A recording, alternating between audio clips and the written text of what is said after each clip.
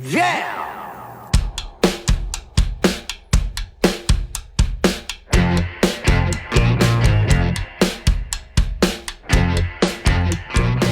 Hey, it's Josh Williams here, and welcome to the One Man Podcast, episode number 78 for Wednesday, November 7th, 2018. How you doing, onesies? You guys having a good time right now? Enjoying life? Still not quite snowing here in Ottawa, where I'm broadcasting from. Is that what it is, broadcast? I think it's a minor recording that gets uploaded to the internet. Who knows what a real podcast is, right? Nobody does. I don't care what information you submit. I will not look at it because it's just unknown. It's like arguing religion, okay? Nobody knows where podcasts come from. All we know is that they give us lessons to live our lives by every single day.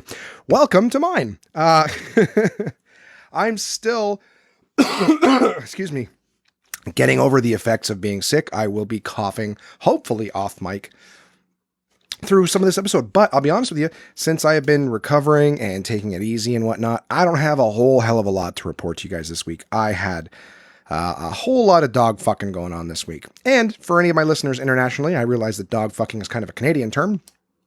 I realized that in Los Angeles when I got some weird looks talking about what I do with my time occasionally.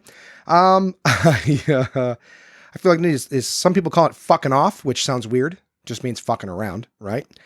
Dog fucking is like doing nothing, you know?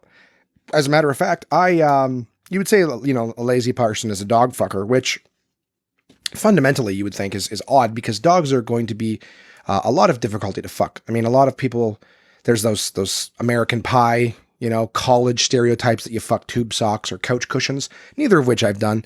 Didn't exactly seem like the surface that I would want my penis in. You know what I mean? Like old couch cushions, the friction. It's like, yeah, why don't you just wrap a piece of sandpaper around it and go at it? You know what I mean? Again, some of these stereotypes don't quite make sense to me. But a lot of things don't make sense to me, and that's why I'm in the comedy world and not in an office building. Wow. Am I ever able to just grab a concept, run in all sorts of different directions with it? Like if you ever watch those old sports bloopers, here I go again. If you ever watch those old sports bloopers where some dude will get the ball and he gets spun around somehow and he keeps running the wrong fucking direction. You're like, where the fuck is he going? That's me. That's me when I talk. I open my mouth and all sorts of weird shit falls out of it. I don't even know what my original point was. Oh, right. Dog fucking. So yeah, doing nothing. Dog fucking. However, you would think that would be difficult, right? Wouldn't you? Having sex with a dog, they're probably not into it. A dog never comes up. I've never seen an episode of Lassie where Lassie's like, what's that, Lassie? You want me to stick it in your butt? Never happened. Never happened. I mean, odds are they didn't really understand what the dog was saying anyways. Now, if someone did catch someone having sex with Lassie, there is a mild chance they could be like, well, Lassie told me to do it. It was the only way I could save Timmy. You know, then they might be like, well, you have been the only one who's been able to understand it. And while I doubt you immediately on your claims, the simple fact that you've been able to thwart other mysteries and accidents and bad times just by your ability to understand that dog, we're going to assume that maybe it's necessary this time. Although we can't think of a circumstance that would require you to fuck the dog. But all it means is doing nothing. And I had a joke very early on in my comedy career where I was talking about how lazy I am. I said, you know, people say fucking the dog. I go, I'm so lazy I let the dog fuck me. Oh, incest, bestiality. That's disgusting. Perversion, bestiality. All right. Well, that's a weird way to start the week. But here we are, guys. Episode 78 of the One Man Podcast. I was homesick a lot more of the week. I'm still clearing my system out. I'm still getting little headaches and things like that. So I don't know if the cold is trying to come back or what. Some of the other people in the house are getting sick as well. You know, it is what it is. I think a lot of people around me are sick, but I'm on the mend, but I just don't have a whole lot to report. I will say this. I spent a lot of my time sick watching Making a Murderer Season 2. I don't know if I mentioned this last week in terms of just the end result, because I finished it this week. So I know I hadn't had it finished, but giant pain in the ass. You know, it's just basically if it feels the same at the end of the second season as it does at the end of the first season. You know, you're like, what the fuck? How is this possible? So, you know, I would imagine a lot of you guys, if you're watching it, you know, that you're able to go, well, I'll put it this way. This is the part I'm not sure if I mentioned last week, is that watching Making a Murderer 2, I remember after the first one, you know, like a year or so later, I saw all over social media that Brendan Dassey, the young man who had been, coerced into a confession of guilt, I saw on social media and in news outlets that like Brendan Dassey is being released, his conviction was overturned. He's being released. And I was like, yeah, fuck yeah, that's amazing. And then nothing after that. No follow-ups. No, hey, here's a video of him being released. Just, oh, it's going to be released. Well, you find out what happened in season 2 of Making a Murderer, and amongst other things as well. It's a great documentary. I mean, it's basically, edge of your seat, spellbinding the entire time. But when it gets to its conclusion, you're kind of like, fuck. So there you go. That's the closest thing to a spoiler you'll get from me on the podcast is you're just as well off going in as coming out. So, sorry. Oh, my system sucks right now. So I did that. I played some video games because again, you're just laying in bed sick. There's only so much fucking TV and stuff you can watch. So playing some Grand Theft Auto, both online and single player. Nothing really to report on that. I did on Thursday night. I went with my buddy Jeff McKay. Great comic. Jeff and I have worked together several times. I've also got a bonus episode on this podcast with him. So if you haven't heard it, take a minute and listen to that. A minute? No, take several. And listen to my podcast with Jeff McKay. He's a good friend of mine. He's a great comic. He's a super smart guy. He's got a million things going on. And I'm telling you this right now. He's working on some stuff right now. Projects. He's already met with some very big companies. He's got prototypes and stuff available. He may revolutionize how we shop. And I won't say anything more than that. All I know is Jeff's working very, very hard on that. I'm super proud of him. The guy has got a good head on his shoulders. He wants to make an impact environmentally. So, which is, like a lot of young people now is trying to build businesses that are, self-sustaining and don't worsen the environment. But yeah, so you could follow Jeff at The Aggressive Good. Again, I guess I'm just plugging this now in case you want to know a little bit more. Aggressive Good is his Twitter and Instagram handles. And you can get a little peek at sort of some of the stuff that he's doing there. But I digress. This was just a night for me and Jeff to go fuck off, fuck the dog, whatever it is, screw around. We went to go see Bohemian Rhapsody, which is the Freddie Mercury story. Again, spoiler alert, Freddie Mercury dies of AIDS. Sorry. Anyone who'd be excited to see that movie would already know that Freddie Mercury contracted the AIDS virus, and it was ultimately his demise, unfortunately. But it's a really good movie. There's no real spoilers. Like, it's a biopic. So if if you're a fan of Queen, you already know a lot about them. But this one gives you sort of a bit more behind the scenes look at some of the risks they took musically, some of the things that they did to stand out from other groups, some of the highs and lows that they hit. I will say this, in terms of biopics, it had a bit of a different feel than some other ones that I've seen. And to me, it wasn't a, unique and different in a good way. A lot of these biopics, you see, the bands in the beginning sort of struggle and the things they have to do until they get that big break. In the Queen movie, and again, this is like 2 minutes in, you're going to see it, and it's kind of like there was almost seemingly no difficulty for them whatsoever in making it. You're very early into the movie and already they're going on like tours. So you're kind of like, so they got lucky right from the get-go. Still insanely talented, but that element that you see in movies where it's kind of like, oh, they're really struggling, like they're really working hard and like basically the whole thing about wanting to be an actor or a comic or a musician and all that whole like, well, it's like a 1 in a million chance you're going to make it.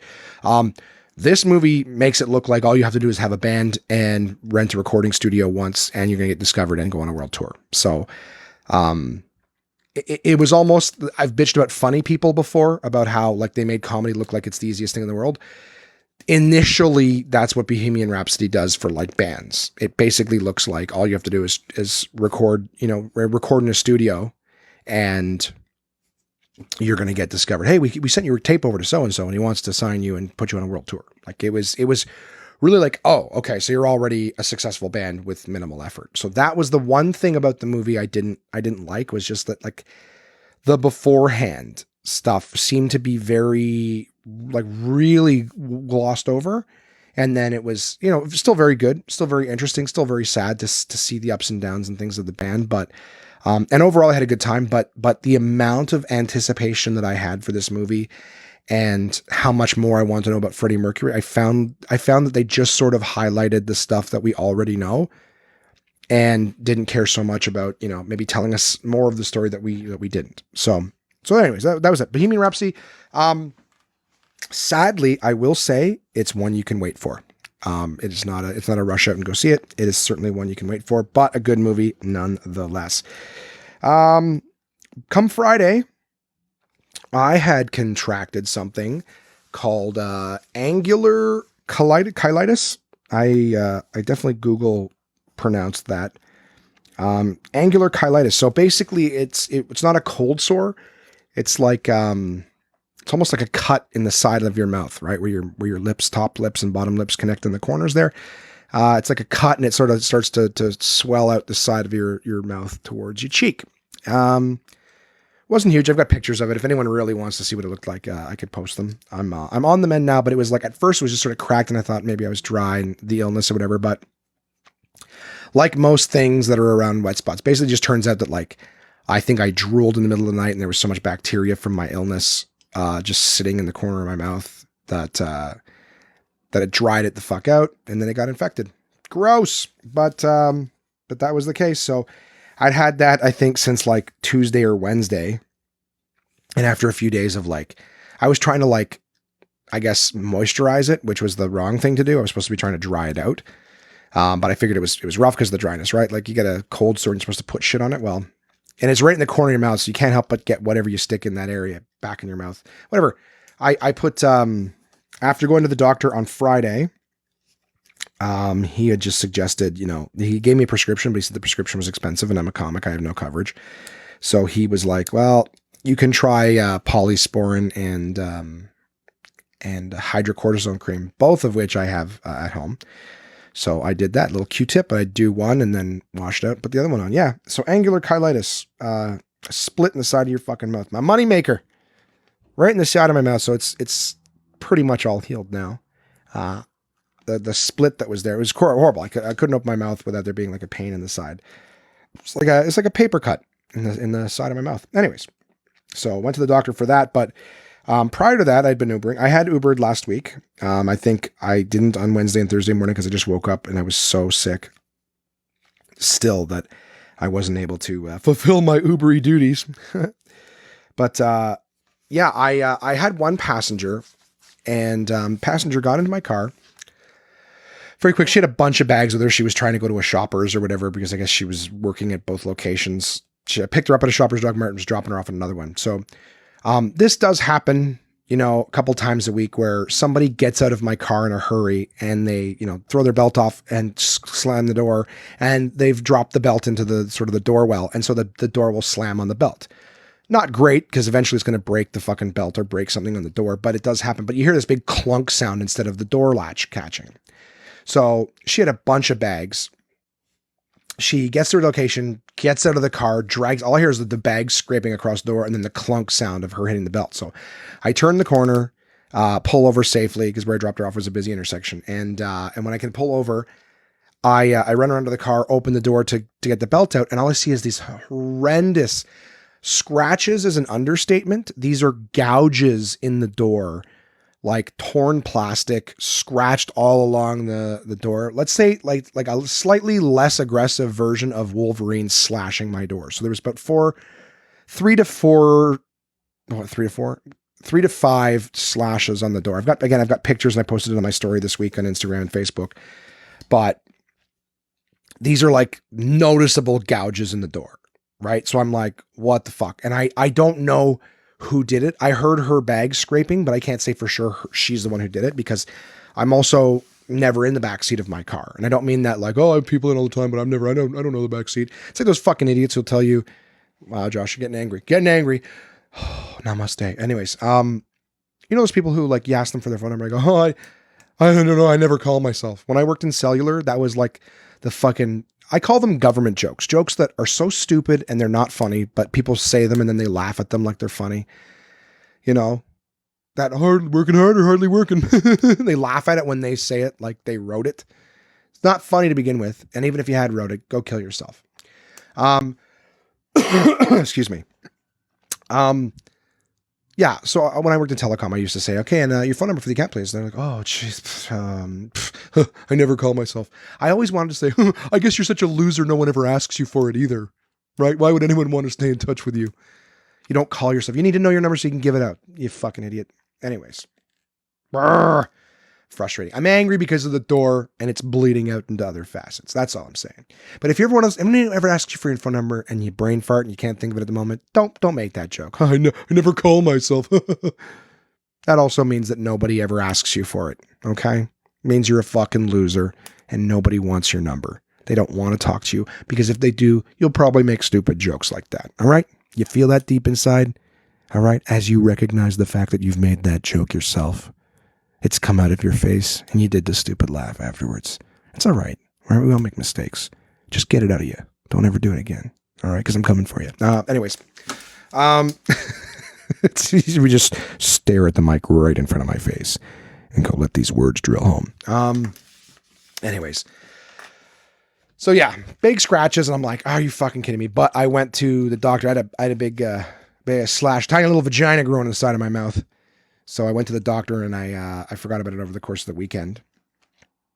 Well, tried to forget about it. I'm neurotic, so things like that will bother me. Here was my biggest concern was that those kind of scratches could occur in my vehicle because I got a new car coming, right? I've told you guys about that. I'm getting a new vehicle in January, and there's no fucking way I will drive for Uber if someone can scratch my vehicle like that and they're just not on the hook for it, you know. So I spoke to my people. It's my people, you know, my PR team. No, my people at Hunt Club Honda, and they have informed me that it's about $360 for a new panel. So it's not like I'd be totally SOL, but I'm not going to have that happen and then be stuck on the hook for the replacement. So yesterday on Monday, I went to Uber, and they basically helped me submit my own thing. They're like, yeah, there's nothing we can do without being able to associate it with a ride particularly. And I was like, well, I don't want to make some innocent person, you know, I don't want to put someone on the hook for something that might not have been their fault. You know, that's not who I am. But at the end of it, they're like, well, then there's nothing we can do if we can't associate it. So at the end of the day, I'm like, I found out that person won't specifically be charged. It's more of just there has to be a ride associated with it. So I basically submitted something saying that, hey, sorry, I don't know if you can hear this. I'm peeling the label off of my Fiji bottle. You drink Fiji water, Josh? That's right. That's right. Cleanest water on the planet. I'm trying to get over a cold here. All right. Costco started selling them. Cases of Fiji water. And it's so good. Oh, yeah. You know what? It doesn't even taste like regular water. You know? I'm not going to be like, no, it tastes way better. I just mean regular water has almost like this minerally taste. Huh? How stupid does that sound? Yeah, it's just, I don't know. It just tastes like there's no range of taste. The first taste on your tongue. Wow. Am I really reviewing fucking Fiji water? You know what? Drink it if you want it. Don't if you don't. All right? Don't fucking judge me. So I had Uber. All right? Back on track here. My head's still a swamp and I'm on meds. I submitted the thing, showed them the pictures of the scratches, all sorts of different angles like they requested, and then they sent me back a thing saying, unfortunately, this is regular, you know, we can understand your concerns with wanting to keep your vehicle looking as nice as possible to give those riders the best experience possible. Yeah, like that's my fucking priority. I want my car to look nice because it's my personal vehicle. I'm not trying to let animals in fuck it up for, you know, $5 rides. So anyways, I get a response, and we can understand that you'd want to keep your vehicle looking nice, you know, to maintain that proper customer experience. But unfortunately, we've reviewed your submission and come to the conclusion that it's regular wear and tear with having a vehicle that's used for rideshare. And I'm like, are you fucking kidding me? Like, these are slashes, gouges in the door. This is not regular wear and tear. Some little scuffs and scrapes, sure. Wipe them down, buff them out, whatever. Shit happens. I get it. But this is not. This is someone negligently scratching the shit out of my car. It's not cosmetic by any means. Like when you've scratched so deep that there's like curled plastic and torn up plastic that just hasn't broken off yet. Like that's how deep it was. All right. Like anyways, again, pictures if you want them. You ask, right? You ask, I'll provide. So I just messaged them back and said, hey, I've told you guys this story before. I know it, how when Uber was first being regulated, they put me in contact with a bunch of media people and, a bunch of media people so that I could do stories advocating why Uber was a good thing and why it should be regulated and legal in Ottawa and all this stuff. Well, I messaged them and said that, I've been a great driver. I've never made a claim against anyone in 4 years of driving with Uber. I go, people leave dirt and cat hair and all that. And I know that I'm allowed to request a cleaning fee if people are very dirty in the car. I've never done that. If it's something I can clean myself in a few minutes, I do it. I don't bother the customers. I don't bother you guys. But this isn't something I can clean out. It's not right. And there's no way I would drive for you guys in the future with my new vehicle, knowing that someone can come in and damage my vehicle and there's nothing I can do, but I should just suck it up. I go, it's going to cost me more than $400 to repair this. And that's not my fault.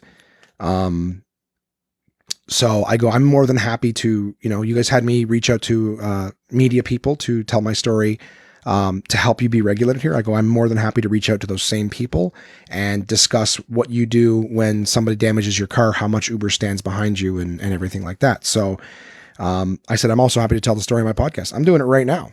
Right. I go, there's lots of people who are going to hear this story. I go, I don't really think it's worth losing me as a driver and me telling the story to my media outlets, for you to not just spend a few $100 and fix it for me. It's $100 a year. I make you guys a lot of money. Anyways.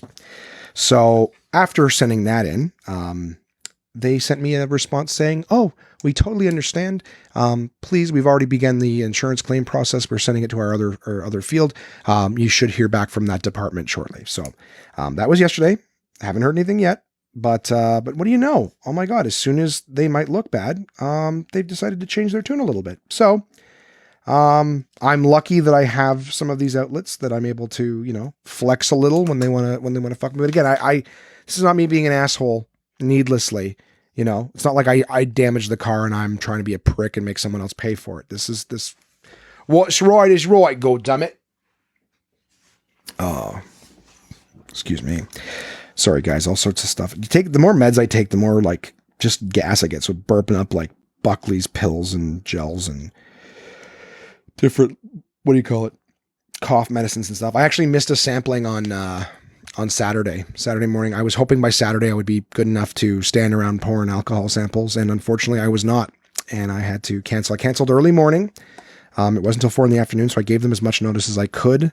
But when I sent in my message and whatnot, I did not get a response. All I saw was the posting again. So I think they're probably pissed at me, but it is what it is. I'm not going to stand around coughing into wine cups. And my fever was pretty bad on that day. So I was just like, yeah, I'm not in a position to be serving things to people coughing and barking and hacking shit up. So, sorry if it pisses you off, but that is what it is. So missed a sampling on Saturday. What did I do? I sat in bed and I watched movies and stuff all day. Sunday went and had breakfast with my mama. I haven't done my errands with her in a little while because I was in California, prepping and whatnot. And then I was sick when I got back. So I did that with her and it was great. Nothing special to report. All I know is the week I was home didn't have a lot of food in the house because I knew I was going to be gone for a week. So I didn't want to leave a whole lot behind in the fridge. So when I got back, I was carrying over bad habits from Los Angeles, just in the sense of, a lot of going out to eat from it. So having, eggs during the day, just like Mikey and I were doing, right? Eggs and coffee in the morning and then going out to eat for the rest of the day. So, I was basically just ordering shitty little $7 walk-in specials for a few days in a row. So I'm like, I gotta break this habit. I gotta go get some groceries and whatnot. I say the fridge is now filled with lots of great stuff, and shy of having A&W breakfast this morning at the Apple Store. Yeah, today's Tuesday. Yeah. At the Apple Store. Yeah. At Bayshore. Sorry. I went to the Apple Store. They sent me 30-minute, we'll call you back. So I went to have breakfast. I was going to one place, wasn't open, unfortunately. So had an A&W breakfast, but shy of that, I've been eating good.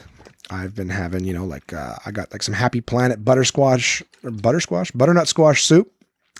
That was good stuff. I made that yesterday. I've been having my very small breakfast, a little bit of yogurt, eggs in the morning. Just good shit, guys. And again, I did not gain a ton of weight when I was on vacation. I'm still hovering right around 290, so that's good. And I'll tell you, once I can start breathing a little bit, go up and down a flight of stairs without hacking a bunch of stuff up. Again, my lungs are very rough right now. I'm going to be going back to the gym. It's been a little while. And it's time to go back to the gym. So looking forward to more reports for you guys of being healthy. Again, a little kick in the pants from being in California, where everyone's pretty, everyone's walking everywhere. Plus, if you ever want to live in a place like that, it's going to cost you a lot of money. So can't be wasting money on fucking eating out all the time, right? You gotta eat what's at home. So that's good news. I'm happy. I got my Fiji water, right? My health water, where the plants grow right in the ocean. I wonder if that monster garbage island has floated its way to Fiji yet. I don't know what it's called. Someone said that there's a name for it. You guys know what I'm talking about, right? That huge island of garbage that's just floating around in the ocean. It has a name. Fuck it. Let's Google it. Let's Google it. Bring it up here. Let's get all the answers at once. Sorry, guys. Sorry about that. Things are just falling into my face. Okay. Welcome to Mac OS X Mojave. Remind me tomorrow. It's like, do you want a tour? I'm like, no. Not unless you added some real nice stuff to it. Okay. What is the name of the garbage island? The Garbage Patch is a popular name for concentrations of marine debris in the North Pacific Ocean. While Great Pacific Garbage Patch is a term often used by the media, it does not paint an accurate picture of the main debris problem in the North Pacific Ocean. Is that what it is? I don't think so. Is that really what it is, the Great Pacific Garbage Patch? I don't think so. For some reason, I think it was called something else. What is the Great Pacific Garbage Patch? The Garbage Patch is a popular name for concentration, blah, blah, blah. We already saw that. Eastern Garbage Patch or North Pacific Subtropic High. Western Garbage Patch, Subtropic Convergence Zone. So what is it? They're just saying, so basically swirls between Kuroshiro and California. That'd been interesting, eh? To have just been like on the Santa Monica Pier and be like, what's that? It's like a big mass. It looks like a shark. No, it's just a big whale. No, it's a big thing of garbage. Marine debris concentrates. All right, I gotta see what else there is, because I really don't think that's it. I would have remembered Garbage Patch. It says the Great Pacific Garbage Patch, now 3 times the size of France. So that's gross. Great Pacific Garbage Patch is bigger than mostly made of fishing gear. Whatever. Okay, so this is what we had. So what is the location of the Great? Where is it? Okay, there we go. That was already reloaded for me. The Great Pacific Garbage Patch, also known as the Pacific Trash Vortex. Okay. Spans waters from the west coast of North America to Japan. The patch is actually comprised of the Western Garbage Patch, located near Japan, and the Eastern Garbage Patch, located between the United States of Hawaii and California. But that's not an answer to where is it located. I guess it just keeps moving back and forth. Yeah, there's pictures of it. It's like all ropes and twines and things like that. It almost looks like a barrier reef. Oh my God, there's like laundry hampers and shit in it. Oh, that's just a picture of coral. Yeah, that's gross. Well, there you go, guys. The North Pacific Garbage Patch. The Garbage Patch Kids. Oh. Notifications. Oh, my mother sent me this with this new superhighway, and then I think I clicked on it. Did I click on it? Is it clickbait? With this new superhighway, you can travel with a car from USA to Europe. What do you guys think that the fucking actual... There's no chance. It's like Alaska to Russia. Basically, they're saying that they're going to build a superhighway. I'm pretty sure I just gave my computer a virus by clicking on this. But, yeah, a road stretching... Let's get this. I don't have a lot for you guys today, so I may as well fucking read this. A road stretching to more than 80% of the world. Russia proposes a superhighway that will take you from Europe to the United States. According to a report in the Siberian Times, Russian railway Railways president, they don't even say his name, probably because it's not real, has proposed a plan for a massive Trans-Siberian highway that would link his country's eastern border to the U.S. state of Alaska, crossing a narrow stretch of the Bering Sea that separates Asia and North America. Oh, there's also the Diomede Islands there, so I guess a little pit stop for gas, maybe. That highway would go from London, UK to the New York, USA. To the New York? Again, sounds like one of those letters like you've won $1 million, but the English and it's broken. That would mean that the citizens of the US could go to Asia by car, and it would be so important only if it hadn't come straight from the head of Russian railways. And it would be so important only if it hadn't come straight from the head of... See, again, doesn't make sense. It would go all the way to Russia, would increase already existent roads and highways. Of course, the roads are going to be slightly renewed. And that's it. That's the entire fucking article. Yeah, I probably just gave my computer a virus clicking on that. I'm going to kill you, Mom. All right. So, let's put this stupid computer away and maybe get back to the goddamn podcast. You guys can always Google your own stupid, pointless information, right? Thought I was actually contributing something intelligent. I don't even know why I talked about the garbage island anyways. So yeah. Oh, right, because of the Fiji water. See? Should have just not talked about the Fiji water. All right, it's causing me nothing but trouble. So, yeah, maybe all I know is that I hope I'm not drinking water that garbage floating past. And it sounds like that's not the case, all right? Because Fiji does not seem to be directly in between California and Japan, though I immediately am concerned that it is, because I have no fucking idea where it is. Huh? Me and geography. We're going to fight forever. Okay, so yesterday, Monday, not only did I go to Uber, I had a chance to go to... I went to go see Halloween, the new Michael Myers one that's supposed to take place, like, I guess this one's not like Halloween 97 or whatever. This is the Halloween, I guess it would be like, if anything, like Halloween 2. So you got the original Jamie Lee Curtis one, and then this one's supposed to take place, 40 years after the events unfold from that very first one. So you take all the other Halloween movies and you disregard them. They don't exist. Just the first Halloween and now this one. And I went with the lovely Crystal. That's right. I got to spend time with me old lady. I don't know. I don't know what to call her. I was going to say me old lady. I don't like calling her my ex, I mean, we aren't together, but I just feel ex just associates with the negative, right? And we had a really good time. We had a chance to sit, we went to Starbucks and we had some lattes before the movie, and we got the chance to just sort of talk and see how each other's doing and everything like that. We've been slowly just reconnecting, just little conversations here and there on social media. And we had a really, really nice time just seeing how each other's doing. It was nice to catch up, know what's going on with her life, and for her to find out what's going on with mine. And we had a really good time. It was a really, really nice, evening, So, I had an absolute blast. I'd be lying if I wasn't saying that I, had a special sort of grin on my face today after getting to spend some time with her. So, it was cool. We've been trying, we tried a while back to see if we were able to just sort of be friends, and there's definitely something there. All right. We're a reality TV show waiting to happen, you guys. But, all I can say is I really had a good time spending time with her. I do miss her. I still talk about her. And despite the fact that I've been, here and there trying to date, things just aren't the same without her, so it was nice to be able to spend some time with her. Like I said, all we did was go see a movie, had some lattes, but it was a good night. Okay. I'm sharing that with you guys. All right. I'm not going around yelling it from the rooftops. I'm sharing it with you guys because you guys are with me every week. You know what's going on with me. And like I said, I got a little bit of a bounce in my step, afterwards. Cause it's nice to be able to reconnect with somebody that, you care about, and listen, as much as you guys are out there going, they're not going, sorry, but that we've all had our own experiences. All right. And I know that you guys listen to me, but I mean, every one of us has got that special person in our life that for some reason or another, we're just connected with. And I'm comfortable with the idea that I'm always going to be connected to her, because it doesn't seem to matter how many times, we are together and go our separate ways. Neither one of us seems to be able to put the other one out of their mind. So it's just a nice feeling. I'm going with positive. All right. You guys have heard me. I'm working on the positive in life.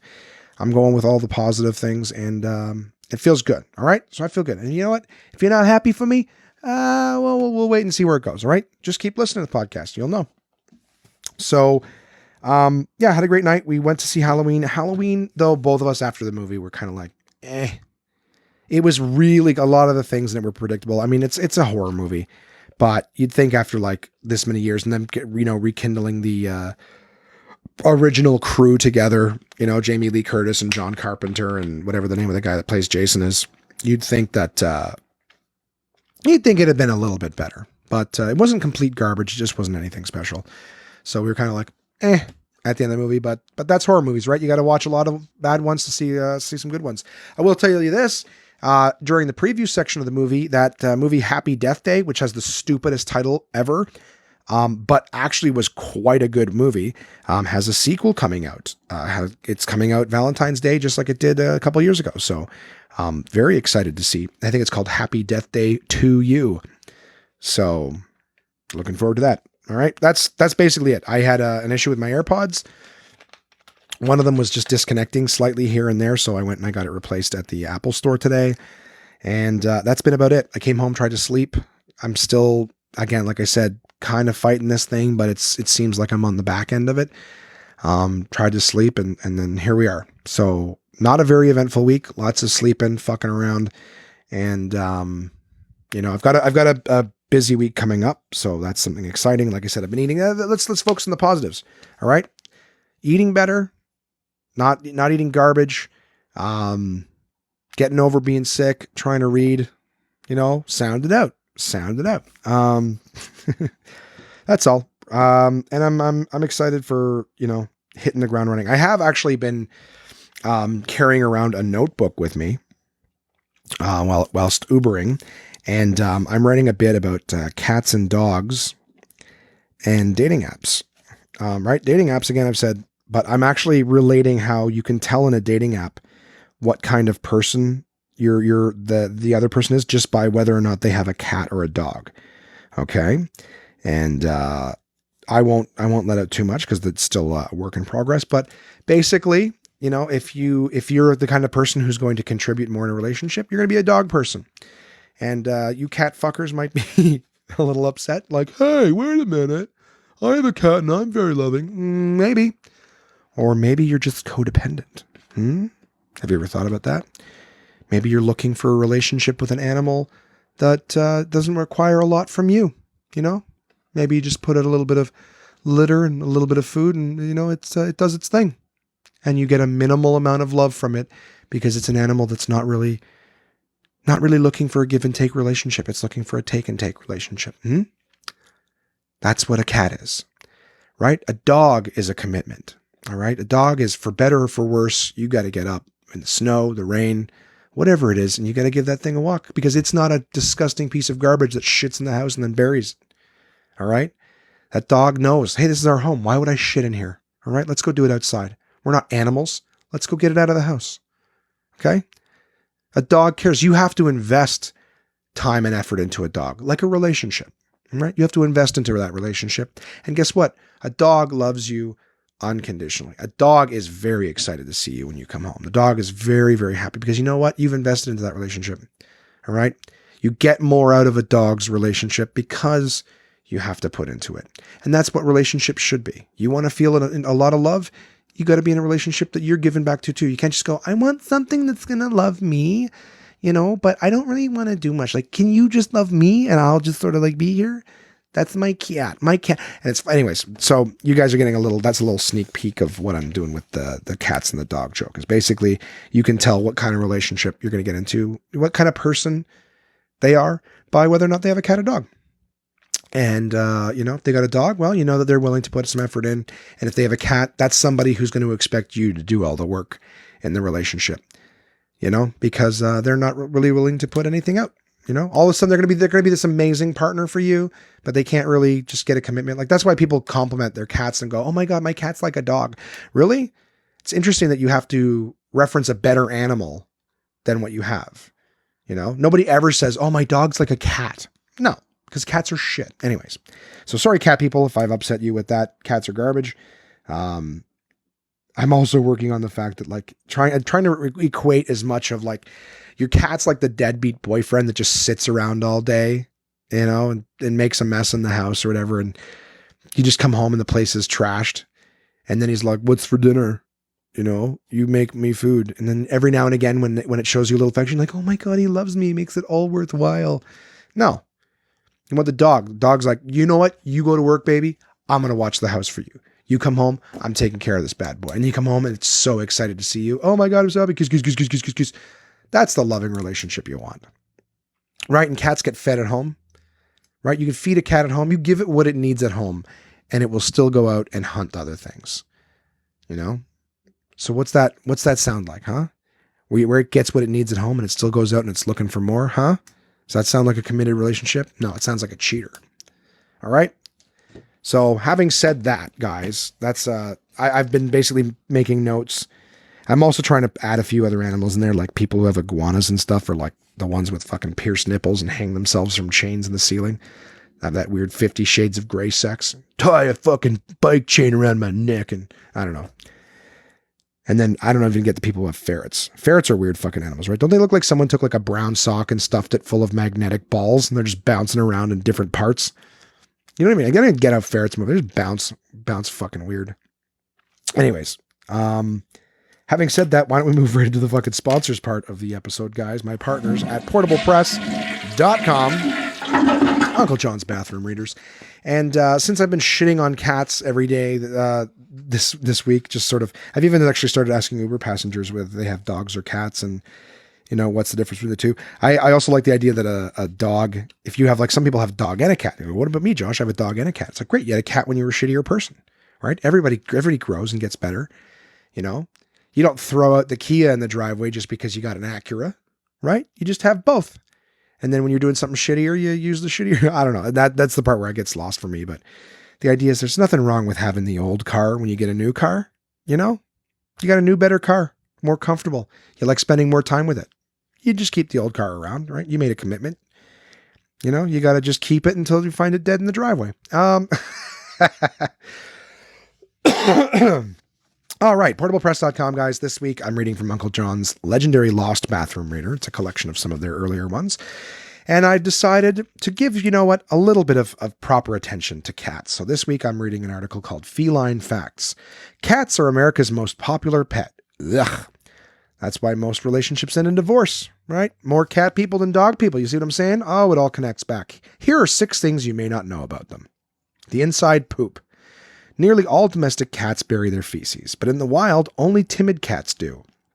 Aggressive cats in the wild actually leave their droppings on tiny advertising hills that they create. This leads researchers to believe that domestic cats see themselves as submissive members of their human families and environments. Family flavor. Does your cat lick its fur clean after it rubs against you? That's its way of tasting you. Becoming familiar with the taste and scent of the people in its life. Can I say this too? A little piece of information about cats that you may not know is that when you die, if you die at home and you have a pet, it's been proven, at least statistically, that a dog will curl up beside you and like cry. It won't eat. It'll basically go into depression because it loves you. You die, your cats will eat you. Because they don't give a fuck about you because they're pieces of shit. But it's true. So when it's like licking you, I'm not saying it's tasting you. It's like, oh, yum, yum. But you know how, like, you know, you wake up in the morning, if you have a cat and you're like, oh, my cat's always right in my face in the morning. Hello. It's like, it's just checking to see if it can eat you yet. Is dinner ready? Nope, you're still alive. All right. Another day. Make me something else. Cat and mouse. And this is also what I was talking about. Why do cats play cat and mouse with their victims? Experts believe it's because they're not hungry. Yeah, no shit. They get fed at home. Wild cats who eat nothing but the food they catch rarely, if ever, play cat and mouse.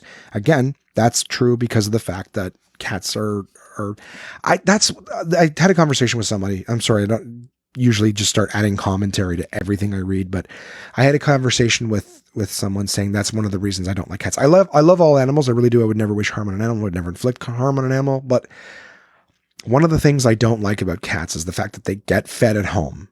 All right. They're not hungry. And then they will just go out in the yard and kill something, you know, murdering for the sake of murdering, but not hunger. Anyways, that's a personality trait of cats. I can't think of a lot of animals in the wild that do that, kill when they're not hungry, but cats do because they're pieces of garbage. Domestic cats, anyways. Just the ones in your house, your little frou-frou cats that you think are the sweetest little things. Perfect. Do cats purr because they're happy? Probably not, researchers say. Even dying cats and cats in pain purr. The researchers think a cat's purr is a sign that it is receptive to social interaction. So when you're petting and it's purring, it's like, yes, I will let you pet me. Permission granted. The better to see you with. Unlike human eyes, a cat's eyes have pupils that are shaped like vertical slits. The vertical slits work together with the horizontal slits of the cat's eyelids to give it greater control over how much light it allows in. And finally, whisked away.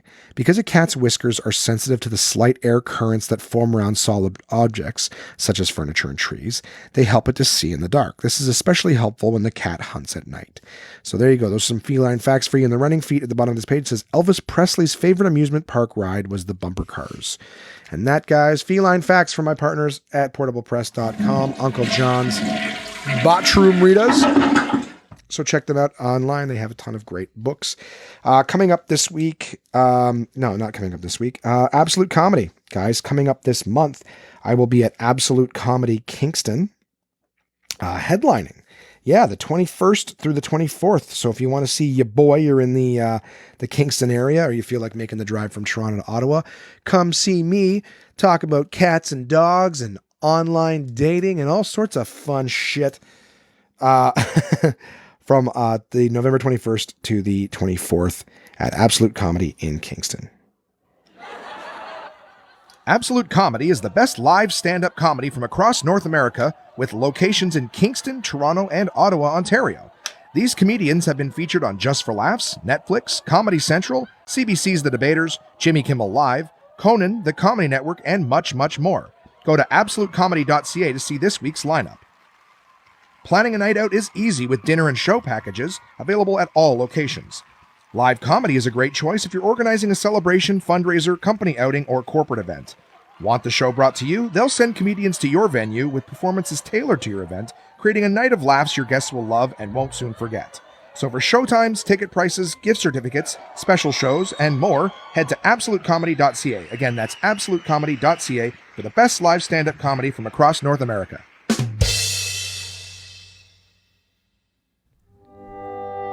The sun gives life to the orchard. The orchard gives life to the apple. The apple gives life to Summersby. Summersby is a delicious sweet taste of sunshine, imported across the ocean, all the way from Denmark. The people in Denmark are smarter, and so are you, if you drink Summersby. With flavors like apple, blackberry, pear, elderflower lime, red rhubarb, and a taste as regal as this fake accent, there's something for everyone to enjoy. And now you can try them all in the Summersby Mixer Pack, available wherever fine beverages are sold. So go on and try for yourself the crisp, refreshing taste of Summersby.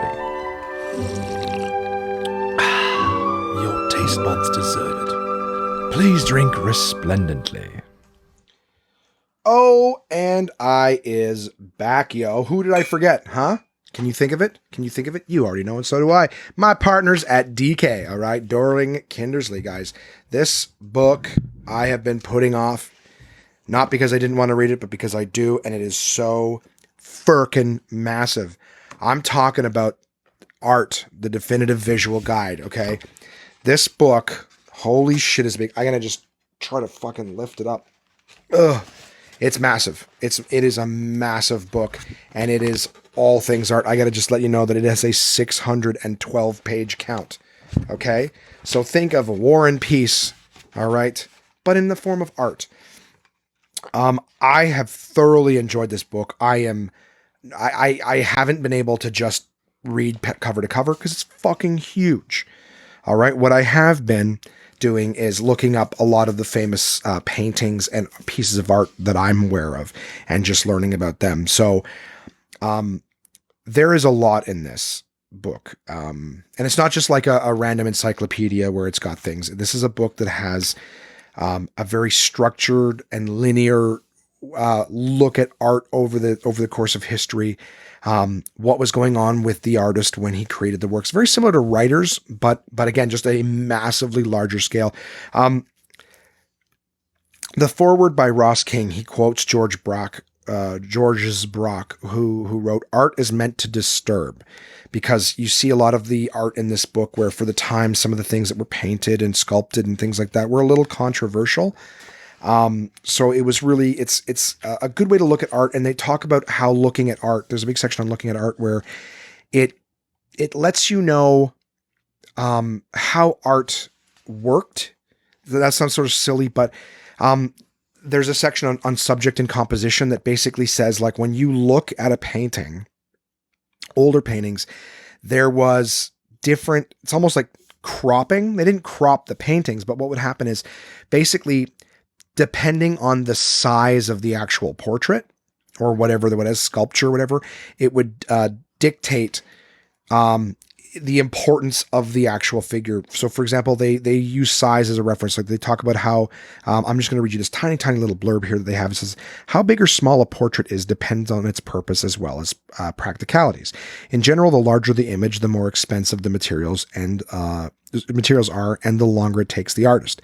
Huge portraits create an impact by their sheer size alone and suggest that the subject is a god of noble birth, prominent in society, or wealthy. Small portraits tend to be more personal and intimate." Ooh, I should have put that, I should have put that on fucking airplane mode that I always forget to do. Come on. Oh, I forgot I gotta swipe down from the top now. What the hell is going on, iPad? Come on. There we go. Airplane mode or no Wi-Fi. All right. Fuck me. So, So yeah, so they show an example of the heads on Easter Island. So giant sized, averaging 36 feet high, about 6 times life size. This massive volcanic stone statues on Easter Island, Polynesia, may be memorials to dead chiefs, circa 1000 to 1600. And then of course there's a miniature here. So a small one. It says, measuring a mere 5 3/8 by 2 7/8 inches, this portrait of an Elizabethan nobleman may have been intended as a love token. Young Man Among Roses by Nicholas Hilliard, circa 1587. So that's not the only piece of information. They've actually got all sorts of compositions. So they've got portraits showing everything from like a bust, right? So to show the bust, everything above the waist, sometimes above the knees, and how strategic it was and difficult for an artist to actually paint a portrait from the knees up and make it look intentional, like it wasn't cropped. And then of course a full body. So showing the different scales, crops, views. They even have the multiple portrait and the relationships in them. So like you see these old paintings of like guys sitting around, what is it? Like a civic building, right? Like a meeting hall or, like a Senate. I mean, obviously this predates a lot of senates and things like that, but you see them sitting around, historical paintings and things like that. All the layouts and how big the image is and things like that all come into play. Narratives, how art will show a narrative in it, some of it. And a lot of these I'm referring to are paintings, of course. But the beginning, is a lot of just educating you on art forms and stuff. And of course, there's things from ancient Egypt art, all over the world, Eastern civilizations, Greece. I'm just reminding myself as going through, because this is a shitload of information. Again, 600 pages. As always, this is not reading where it's just like, hey, blah, blah, blah, blah. There's visuals all over this book.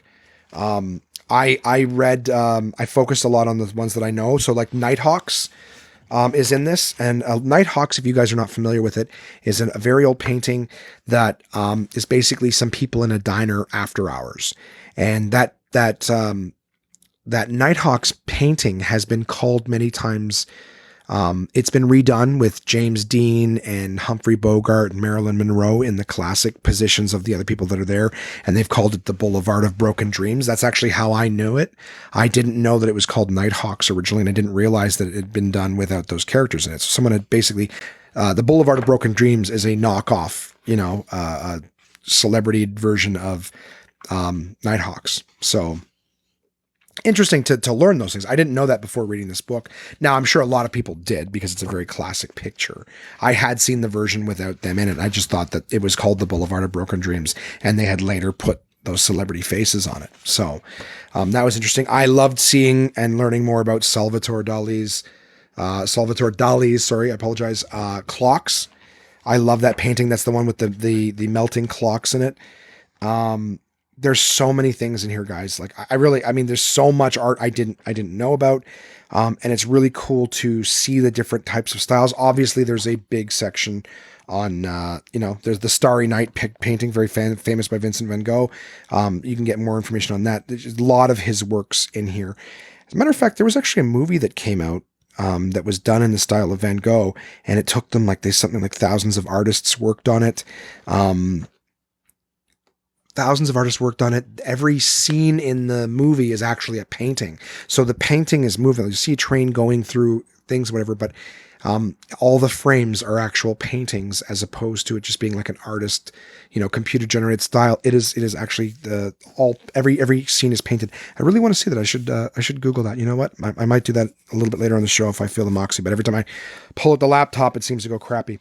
The picture in this, Scream is in this, The Scream by Edvard Munch.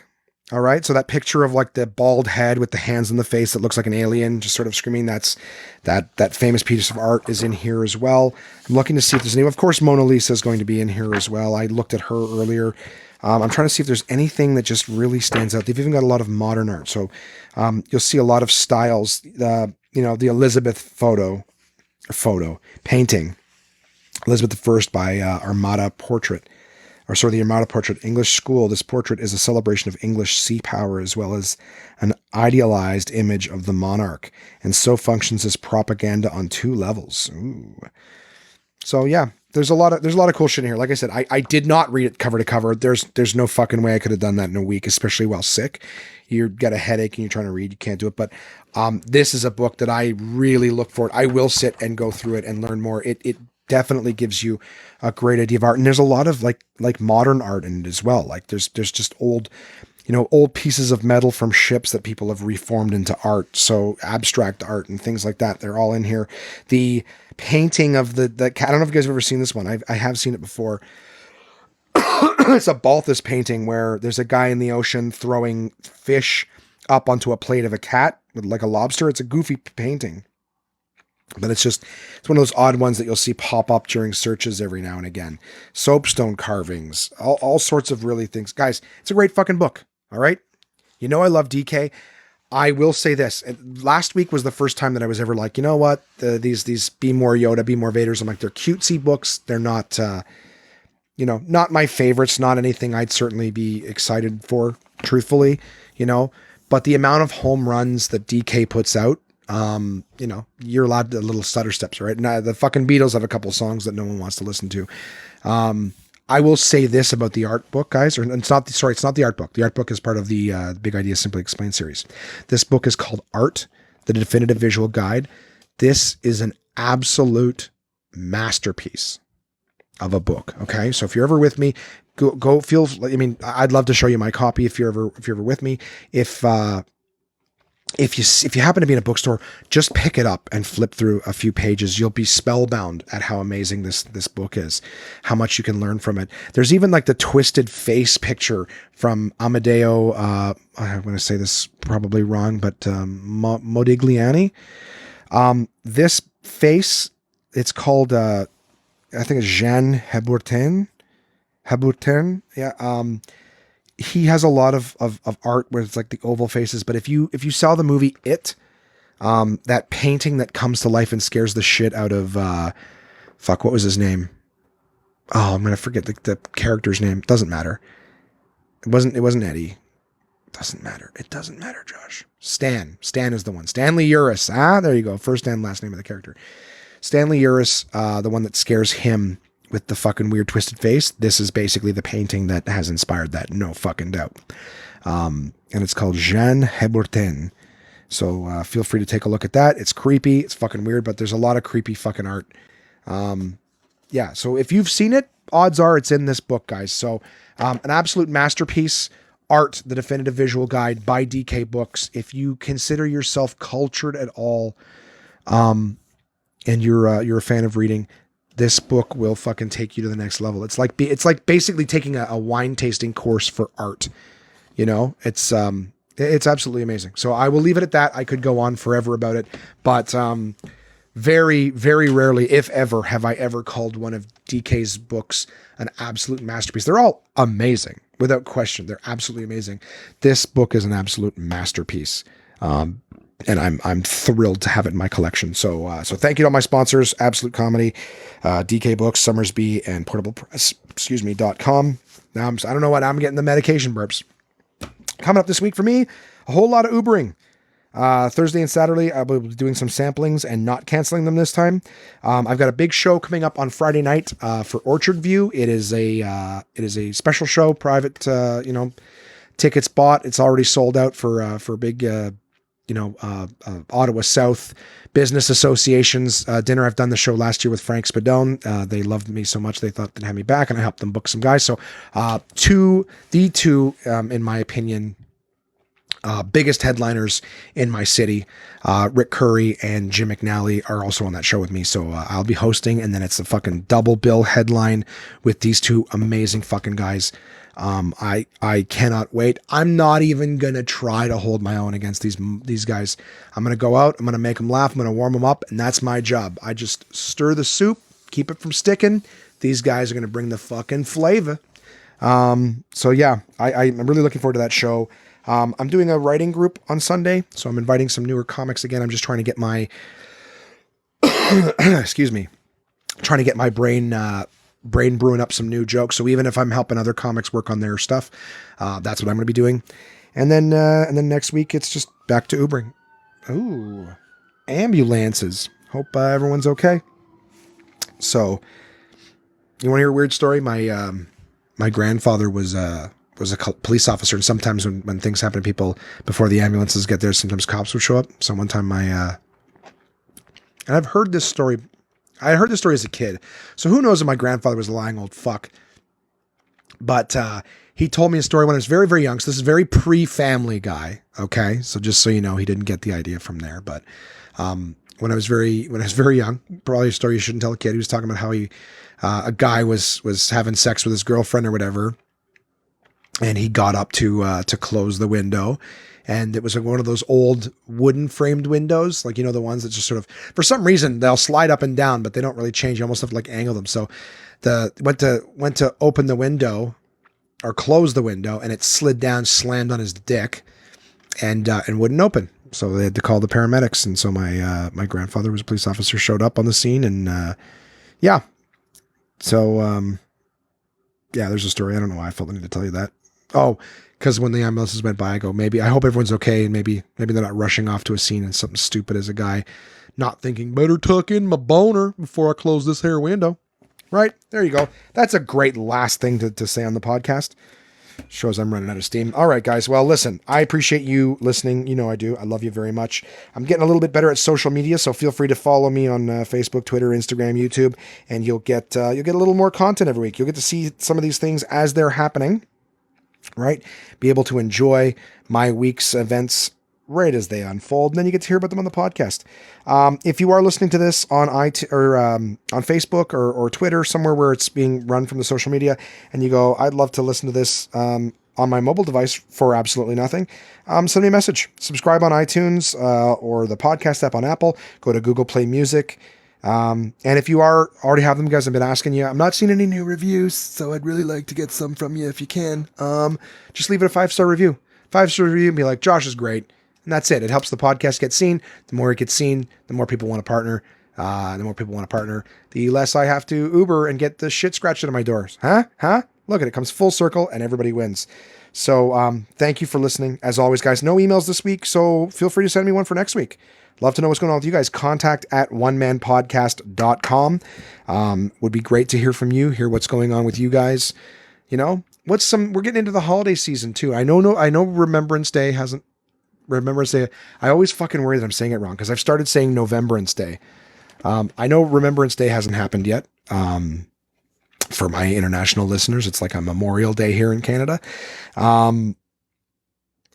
Christmas season's coming up. Is anybody excited for anything? Anything happening? Any big holiday plans? You guys got anything fun going on that you can't wait to fucking do? Any holiday ideas? Any gifts? Big tech items or gift items that you're hoping maybe someone will pick up for you? Well, what better way to let Santa Claus know what you want for Christmas than to send me an email and let me know what you're excited for, what y'all want for Christmas. All right. That's me, guys. That's me this week. I appreciate you listening. Can't wait to talk to you again next week. Hopefully have a little bit more to report, some fun shit, some successes, whatever the hell happens. I will let you know. So tune in. Thanks so much, guys. Cheers.